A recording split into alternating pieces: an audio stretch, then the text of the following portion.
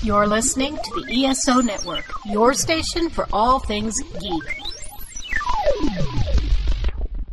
Hi, I'm Joe Heath. I'm Toni Heath. And this is the Watch-A-Thon of Rassilon. A podcast for cats. For cats? Just cats. All right, if you're a cat, listen up.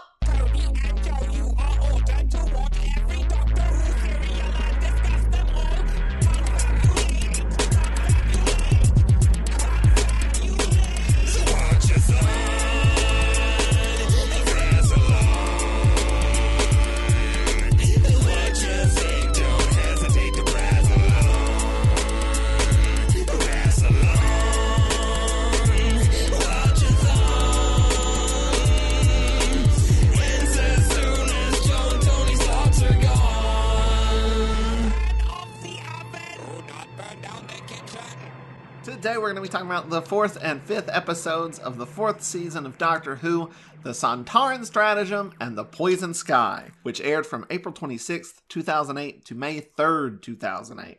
True facts! And, banter time. Are you ready to do some solid bantering before we talk about the episode? Is that... Are you introducing this as a segment? I mean, we've always done this as a segment. You've just not been aware of it. There's a banter section. Yeah, just a little bit of banter at the top. And we're in it. And we're in it, baby. Did you prepare something or? Nope. This is it. This is it. This is the banter. What's going on in your life? What's happening? You know what's happening. Yeah? You live here with me. You got a derby? You've been here for all of it. You got a derby game coming up that derby. will have already happened by the time this goes out. And Toni won. Both games. Toni won, probably. 2 games right after the other. And Toni did great and didn't get tired at all.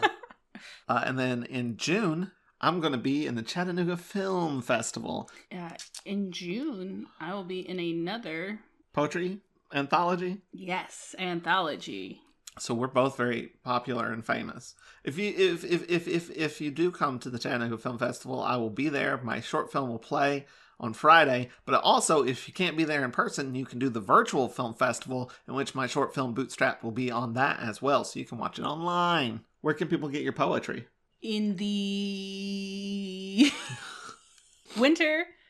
Is it winter? The winter 2025. 2025? 2026. You came so prepared. I didn't know I was going to have to plug my stuff. The winter 2026 edition of the Walnut Branch has my poetry in it. And then in June, and I don't know what edition it is, the newest one, the one that's coming out in June of Beyond Queer Words, will have an essay by me in it. So check those out if you like us or poetry. If you don't like us but like poetry. Under the pen name Anthony Josephine. My videos are under Joe Heath, which is my name. I don't have a pen name. Wait, that's not true. I do have a pen name, but it's a collective pen name. Yeah. J.B. Hivemind. It's pronounced Hivemind? It is pronounced Hivemind. J. Bartholomew Hivemind. If you want to check out J.B. Hivemind stuff, it's on my website. On my store. In my store. You can buy physical copies of my books from Infinity Flux. We're doing plugs at the top, baby. Yeah, you're like, oh, you're not prepared. You broke everything. I know, but like, we talk about what's happening in our lives, and that tends to be also pluggy. I just don't think they care. I think they do. I think people tune in for us and nothing else. I skip this part of every podcast I listen to. This is my favorite part of every podcast I listen to. I'm listening to a Bruce Springsteen podcast. Don't care about Bruce Springsteen, and that's the second half of the podcast, and I'm usually like, eh. But I like the first half of the podcast where the host are like bullshit. Funny. So are we. Hey, don't talk down about yourself like that. About myself? You're included in it. You don't think you are funny? I'm very funny. I never said that. Uh-huh. What are you saying? Are you saying I'm not funny? I'm a goddamn delight. A delight, sure. A hoot. Why is calling things a hoot made it into your lexicon recently? This is like the 3rd time you've used it. Because it's a good word. Try saying it. Hoot. Hoot. All right. Can we talk about Doctor Who? Are we... Dr. Hoot. Are we going to be stuck in the banter section forever? Dr. Hoot. Yeah, we can talk about Doctor Who. Are you ready? I'm so fucking ready. I don't have episode titles, different episode titles. I would just call them The Stratagem of the Sontarans and The Sky of Poison, so it fits the classic Who model. Okay. Here is my serial title. Are you ready? Yes, I'm listening. Atmos Fear. Fear. Atmos Fear. No, yeah. I don't know if you like it or hate it. I'm trying to decide. I just need one more minute. I do feel physically angry. Feel physically angry? Yeah. Because it's so good. It's so good. Atmosphere. You get it? It's so good. We love it. Is that the joke of calling it Atmos in the episode? No, they don't do that joke. No. Not once. They missed out. I'm going to Google it, just see if it pops up anything. It's a public domain superhero. People have used it, but I don't know. Let's add Doctor Who to that. Nope. Though it says in the context that generally refers to the plot involving the Sontaran Stratagem. Okay, so AI gets it. Fucking Google AI gets it. It was used in connection with Sontaran Stratagem at some point. What is this? Oh, God. Chunk it on the We're TARDIS going wiki. down a rabbit hole. Oh, it looks like it was in a magazine. They used Atmosphere. Doctor Who Battles in Time magazine. It was an article about the Sontaran Stratagem, and it was called Atmosphere. And the second one was called It's a Gas, Gas, Gas. Okay, so somebody thought of it. Oh, on my summary of the episodes. Okay, here we go. Episode 1. The Doctor and Donna receive a phone call from Martha Jones and head to Earth to investigate, alongside Unit, a new device called Atmos that makes cars more environmentally friendly. But actually, it's a plot by the Sontarans to poison the Earth. Ooh.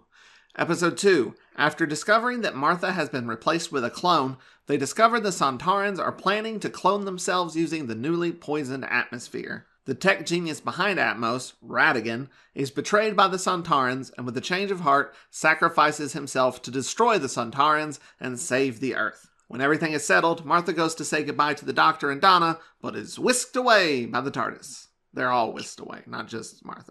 That's my summary of the 2 episodes. What'd you think? Of your summary? Yeah. Adequate. Woo!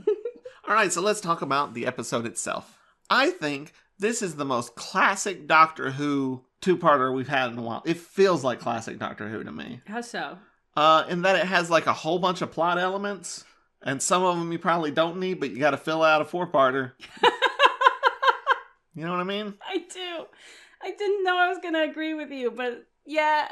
I mean, you got evil cars, you got Tech Genius and his academy, you've got Clone, Martha, Unit, and I don't know if they all tie together well.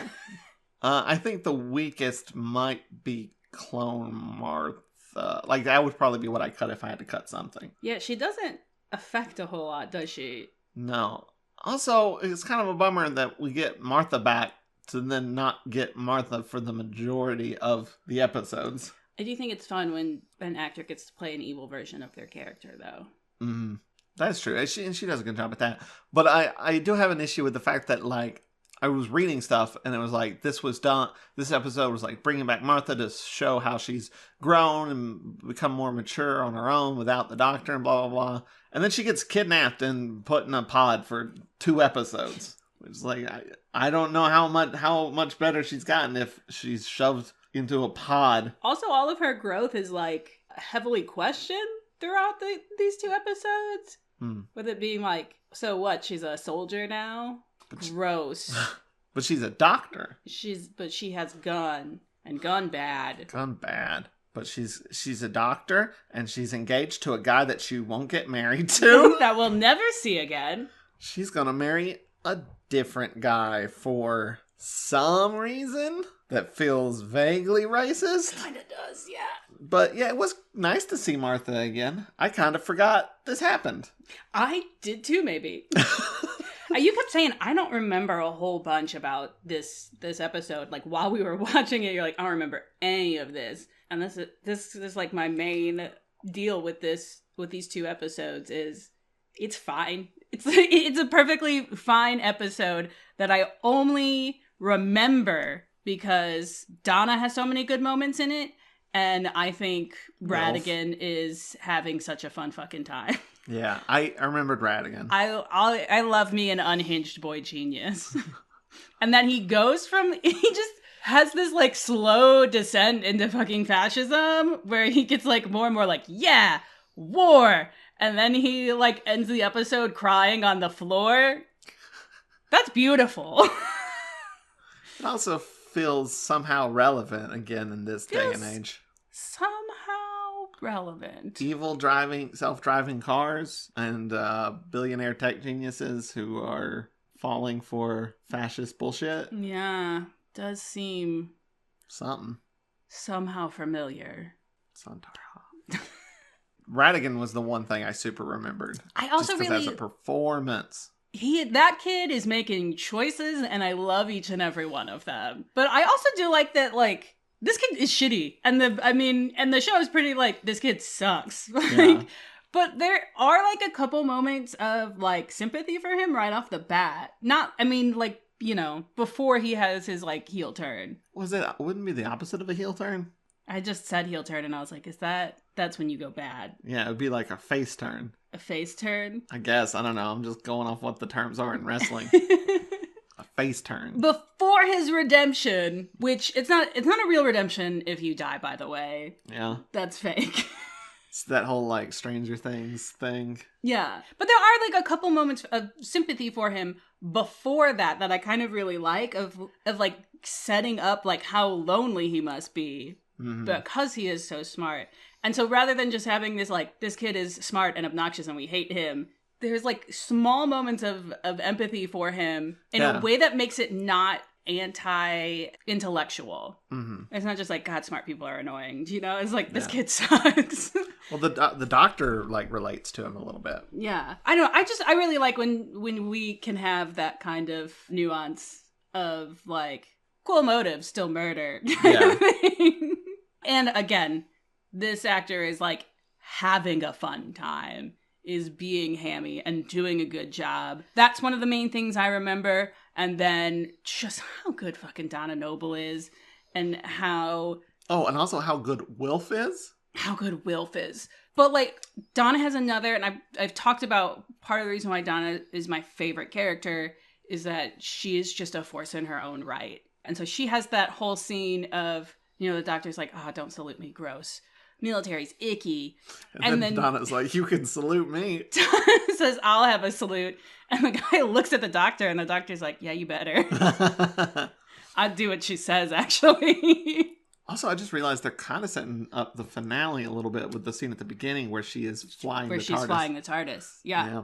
And then she has, like, a whole scene where she is on her own. I mean, and the doctor's, you know, on the phone talking her through it, but it's so freaking cute to watch her be, like, reasonably afraid of, like, I can't leave the safety of the TARDIS, like, you're not here, like, they're gonna kill me. And she just goes and she does it. And I really, really like the... 5 fingers? The 5, yeah, where she's like, there's a switch, and she's like, I can't. It takes 3 fingers. And the doctor's like, you've got 3 fingers. Oh, yeah. But, like, having her be scared and doing it anyway, and doing it on her own, I just love her so much. And that, like, she takes part of the time in this 2-parter to go back home. And, like, because she gets to have a moment with Martha of, like... They specifically didn't have them be, like, snipey at each other because they already did that with Rose and Sarah Jane. They already did it, and it's gross anyway. And Donna Noble would never. They both just are like, sup? They both just immediately start roasting the doctor, which is good and true, and how it should be. The doctor even says, I'd prefer if they were fighting. But yeah, she gets to have a moment of really thinking about, you know, what traveling with the doctor is like, and the consequences it has, and what you have to let go of in order to be able to do it, and is it worth it? Which is a much more interesting thing to do with 2 companions, by the way, instead of being like, oh, they're fighting. There's even that scene where you think she might be leaving, which is, like, plays into that of, you know, what you were just saying, but also is a funny scene because she's not leaving, she's just going home for a bit. And does not stop him. No. The doctor has a full-blown spiral about it, and she just quietly is like, he'll clock it anytime now. You idiot.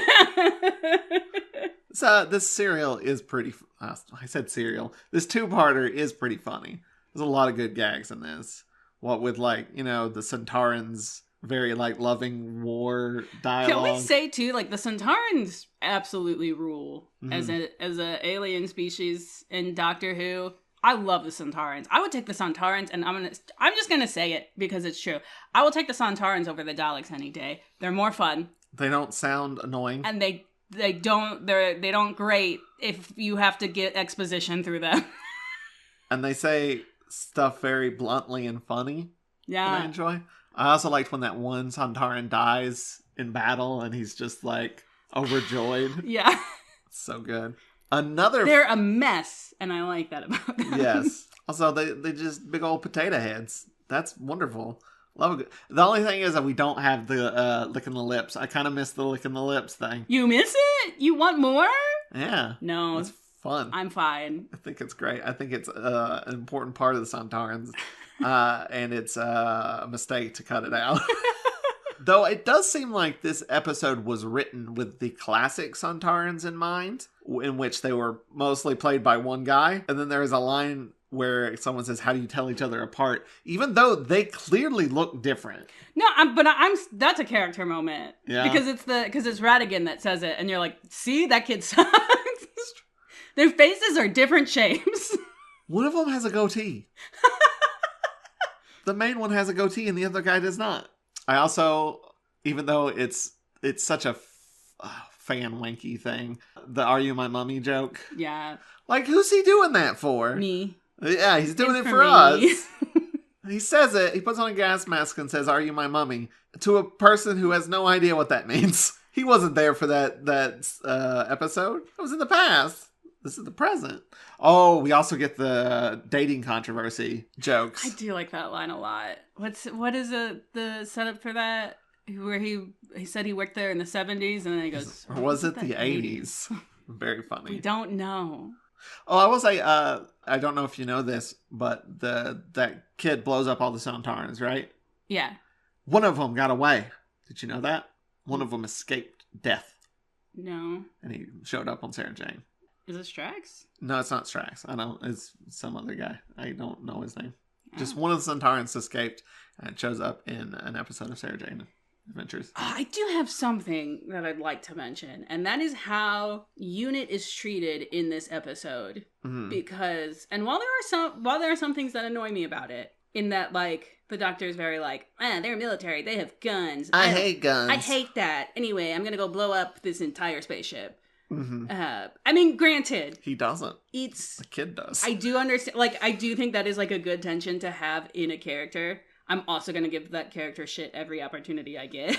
Uh-huh. But like how the show itself views Unit, even when the Doctor was working for them, there was always kind of some friction. Yeah, there should be some. What's it called? Conflict. Words. No, it starts with an A. Like adversarial. Uh-huh. Like some adversarial feelings between the Doctor and Unit. And it's kind of puts into like stark contrast how gross I feel when we use Unit now, like in the war between the wet and the dry.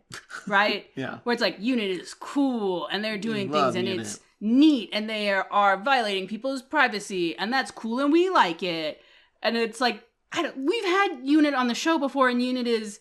It's always weird it should feel weird to be working with Unit. Mm-hmm. It should feel like, we kind of have the same goals, but also antithetical. That was the word I was trying to come up with earlier.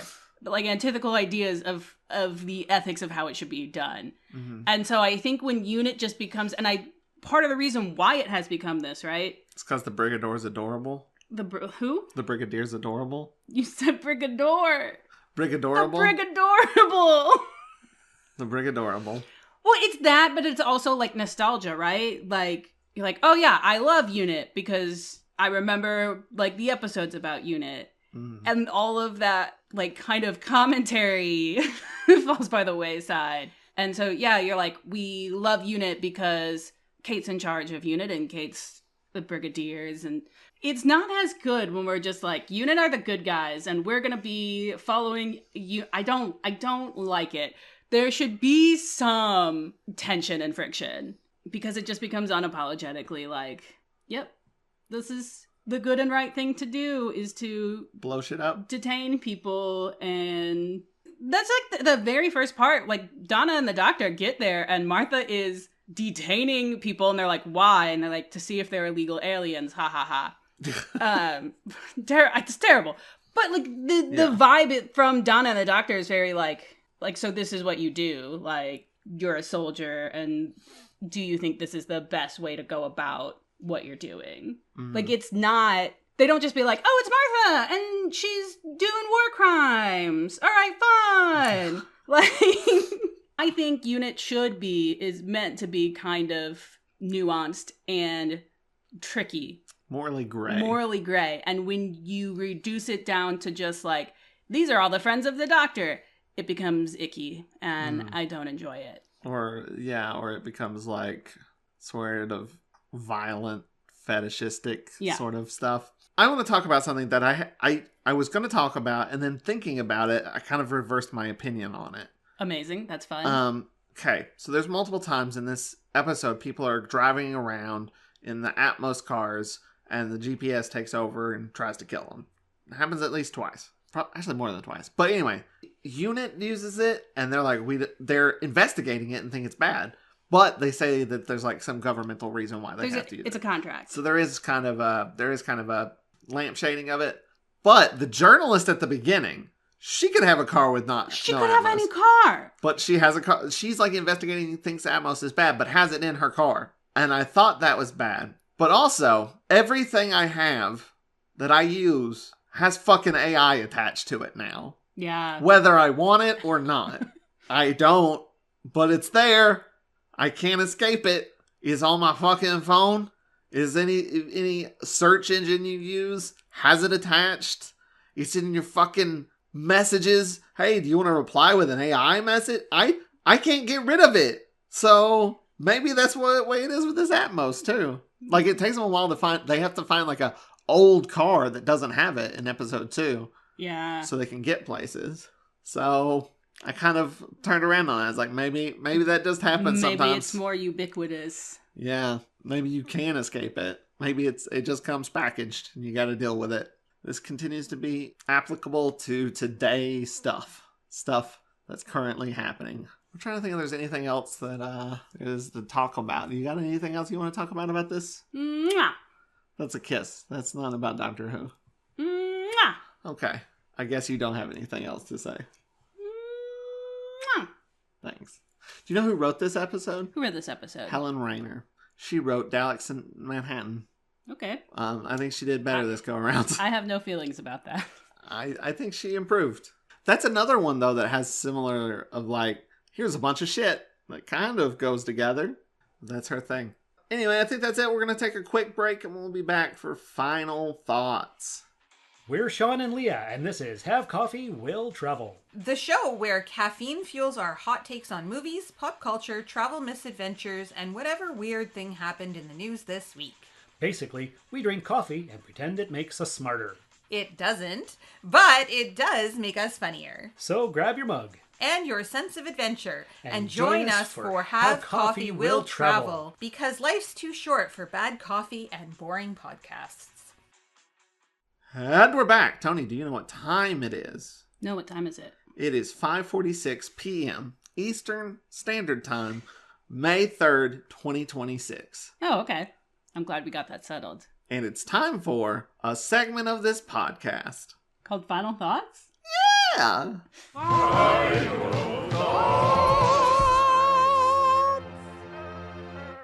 Hey, who do you want to go first? You want me to go first? Mwah. Not an answer. I'll go first. Okay. And then you go second. That's how it works. I didn't remember this two-parter, but I enjoyed this two-parter. It's pretty fun. Usually during like a two-parter or a long one, I kind of get... Stop paying attention. Yeah, I get a little tired, but I never really got tired with this one. It has a good pace. The Sontarans are fun to watch. Unit's fun. It's fun to see Martha Jones again. It's great to see Wilf and not so much Donna's mom. She's whatever. But it's good. She's so mean. She is so mean. Why is she so mean? She doesn't have to be that mean. Oh, there's also like a really creepy clone that before the clone becomes a clone, it's just this like flesh thing in a vat. Oh, yeah. It was really creepy, and I don't know. I must have blocked that from my memory because it is disgusting, but it's a lot of good, fun stuff. Radigan is giving a hell of a performance, and yeah, all in all, I enjoyed it. Maybe not like breaking the mold or doing anything super amazing, but it's solid. Serviceable Doctor Who episode. C+. It's like a Honda Civic of Doctor Who episodes. Yeah, and I do think it is the most classic Doctor Who feeling episode we've had in New Who so far. Yeah, I think this would probably be like one of the weaker episodes if it wasn't for how fun all of the parts that don't quite fit together are still by themselves as parts fun and enjoyable. I feel like that's part of what makes it harder for you to remember things is when they like don't weave together. Mm-hmm. And then when you're watching, you're like, oh, this is fun to watch. It's because it is because all of those parts don't fit together very well, but the parts are all good. Right. You have Donna Noble being absolutely amazing. The Sontarans are a good alien.